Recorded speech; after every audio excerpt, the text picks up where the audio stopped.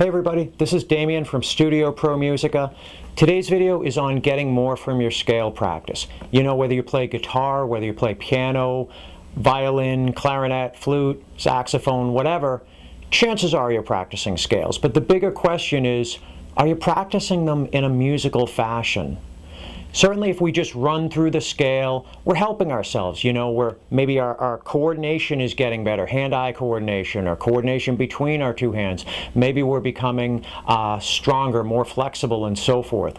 But are we really getting all we could out of our scale practice? We could do video after video after video on scale practice, and today's video is not meant to be the final word. But I am going to offer you a few tips today that hopefully will allow you to be a little more creative, a little bit more musical in your scale practice. Those three overarching ideas are going to be a focus on rhythm, on touch, and on context. Now, as far as rhythm, chances are, if you've practiced scales before, you've run through them, maybe quarter notes, maybe eighth notes, that kind of thing. So I take my C major scale right here and I go eighth notes.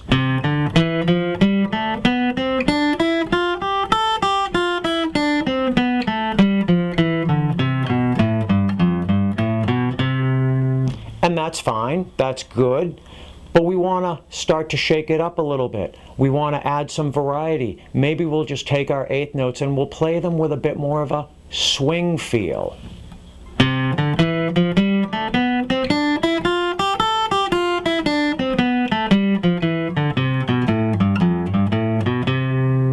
So already I'm getting a bit more musical. I'm playing both straight time and swing feel. From there I can work on different note groupings, different subdivisions. I can play triplet eighth notes where there are 3 notes per beat. We would count 1 triplet, 2 triplet.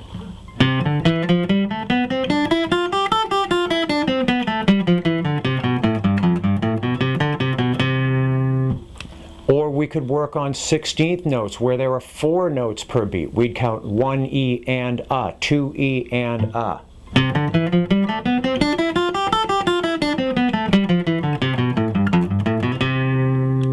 From there we could get pretty crazy and we could get into different note groupings. We're going to do an eighth note and 2 16th notes, or a dotted eighth and a single 16th note. The point is to add an element of rhythmic variety to your scale practice.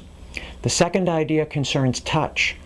And for the idea of touch, I want to focus on the ideas of playing in a very legato fashion, and by contrast, playing in a very staccato fashion. Legato means smooth and connected, and I can really focus on playing my scales in a smooth and flowing way where each note seems to lead into the next note. Might sound something like this.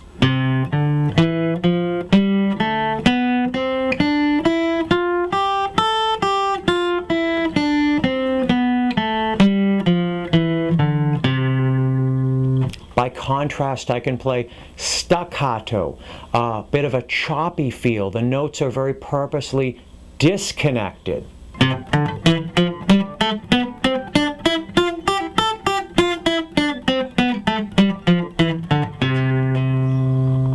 So that's legato and staccato. And of course, in a given piece, whether you're playing a Bach invention or if you're improvising in a blues club, sometimes you're going to want to play legato, sometimes you're going to want to play staccato. So of course it makes sense to practice your scales that way.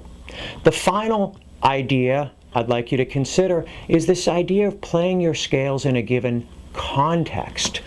I played earlier my scales with both swing feel eighth notes and triplet eighth notes. Well, now I'm going to take that same idea and I'm going to play them to a backing track. I've assembled a couple of backing tracks for today using PG Music's Band in a Box software. And so the first backing track I'm going to use is straight time eighth notes. I'm going to play my scale. It's going to be straight time in the key of A minor. Of course, A minor and C major are relative keys, so the notes will be the same.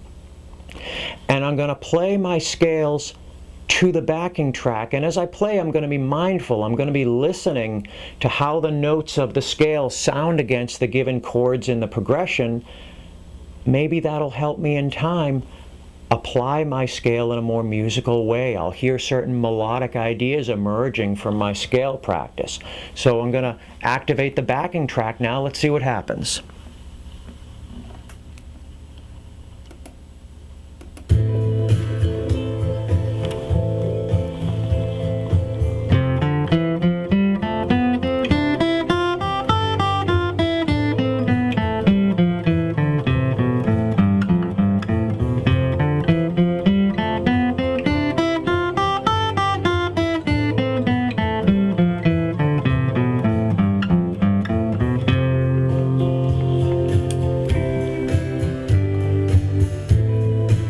So there's my straight time A minor backing track. I mentioned earlier that it's a good idea to play with different rhythmic feels, so now I'm going to play to a swing feel backing track. Maybe different melodies will emerge. You'll notice also this backing track maybe has a slightly more aggressive tone to it. It's slightly faster in tempo.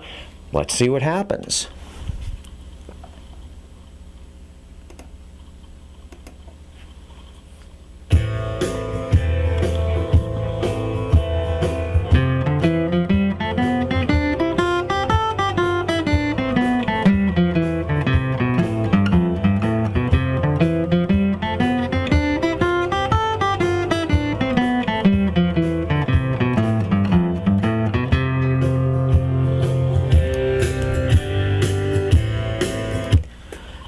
So as I played, it felt to me that different passages of the scale, different parts of the scale clicked with different chords in the sequence.